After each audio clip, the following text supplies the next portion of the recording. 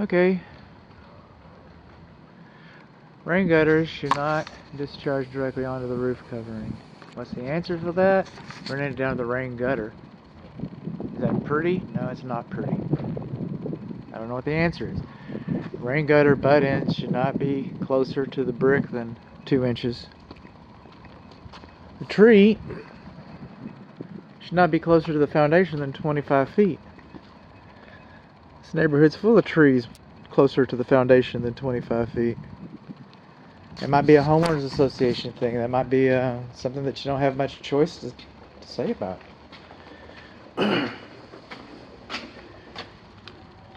Levi calling. Okay, this is the front door. Duh, right? See the daylight coming through there? All right. That's your energy. Side light. It's got a bug on it. That's a quasi-technical slang term for. It's been etched saying that it's tempered safety glass. Okay, I've got a separate video specifically for the floors, and something somewhat to do with the windows. If you don't know this right now, you probably don't know this unless I sound tired or the light looks different. All right, but this is the last video of the day. It's early on in the inspection, but it's the last video of the day. And this is the part where I just like to say thank you very much for your trust in your business. All right, no GFCI. My family and I appreciate that. Vanity mirrors are not present yet. Hot's on the left. Vinyl floors, vinyl floor covering, or is that wooden? You know what? I'm going to come back and take a moisture read. I'm probably not going to get an accurate moisture reading. They just mopped it. I don't have to do moisture readings. I just kind of like to. I don't have to measure the foundation elevation differentials either. Just because I have engineering equipment that I use to measure these floors does not in any way mean that I'm an engineer. Okay, I'm a measurer. I don't calculate slope. Alright, tolerances. Alright, I have guidelines. 2 of the guidelines that I use are no more than 1 inch difference within 25 feet, no more than 2 inches of floor height elevation overall. And I use other things like doors, and they're all working fine. I use windows, and again, they're all working fine. Look here. Look at a praying mantis. Okay. So there's not 1.5 inches difference for this whole thing. So it's pretty darn level. Pretty darn level. Coming on along, here's our pantry. All the door stops are there. That's what a fool does, is close the door, lock itself in.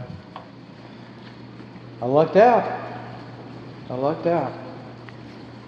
Coming on along, some of this is going to be redundant. You're going to see it again and again. More than 10-inch overhang.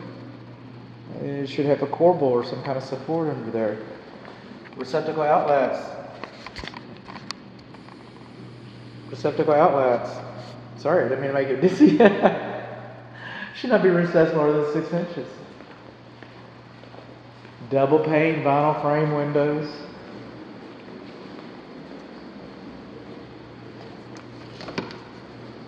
Some of these window latches, see, they don't make all the way. They're difficult to latch. A glazier can come in here and adjust that in a matter of minutes. So it's not a big deal for the builder. The builder wants to do that. The builder wants to make sure that you can open and close. See this? Look how crazy this is. Really?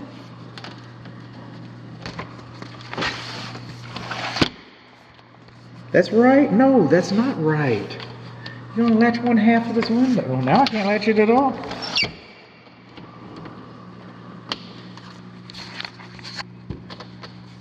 No. Moving on along. This is the primary bedroom. I think the last report I called it the parent bedroom. But since then, it started out a long time ago as the master bedroom. Then it was they said, well, that sounds horrible. Let's call it something a little more diplomatic than that. Let's call it the owner's bedroom. What? Then there's the parent bedroom. A lot of builders call this the number one bedroom. So you start counting this as number one. Or the primary bedroom. Primary bedroom, bedroom suite.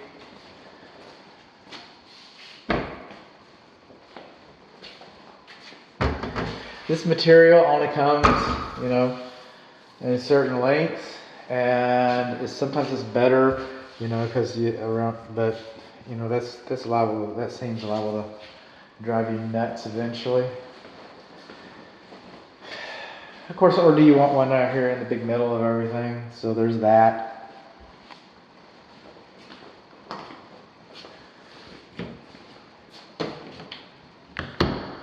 If you think that I've done you some good, a good Google review means the world to a small businessman like myself.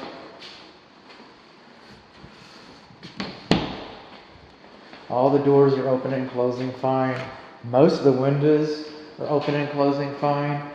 Really, honestly, the worst windows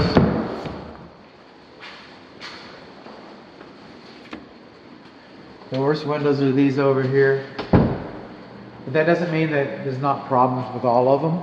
Doesn't mean that we're not going to take care of all of them. Because we are. I know the builder wants to do that. I know the builder wants you to be comfortable in your new home. It's important to him. So he's going to make sure that these windows open and close right for you.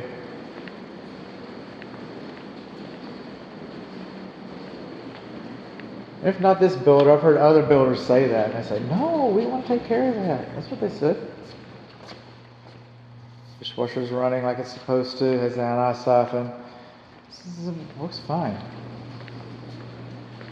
For the most part, these stairs are framed okay, but we got a little bit of gap between this one, distance. There's not supposed to be more than a 32nd of an inch. And then, depending on how you look at this top one, is this a landing? If it's a landing, it's okay, but if this is a step, then we've got a little bit of difference between this one and the others. It's okay on its own unless you include this one.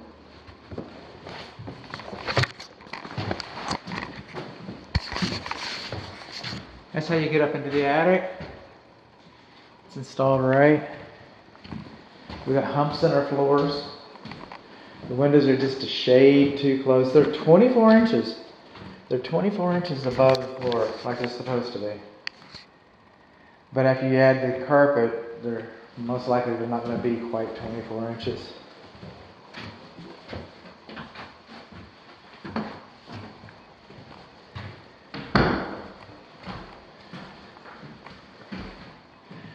It looks like they replaced some shingles over here since the last time I was here. That's good.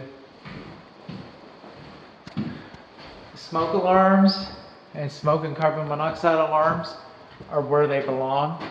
All right, they're all located in the appropriate locations. Got an X on this tile. Why?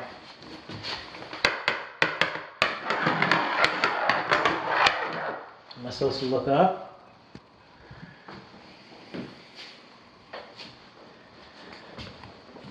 This is the return air register, and it doesn't have a place for a filter. This air conditioning system has been running without a filter. You might consider asking that the evaporator coils be cleaned before you take possession of the property, before closing, and they install the air filter. You want to install a new air filter when you move in, so you have a base timeline. You know where it's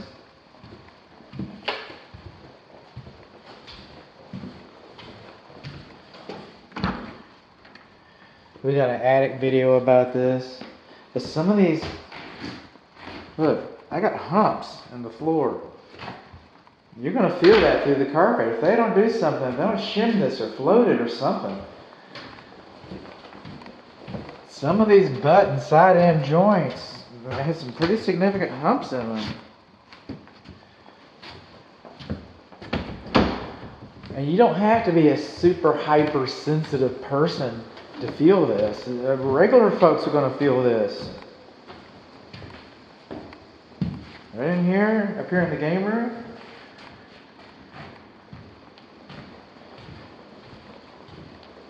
So again, thank you very much.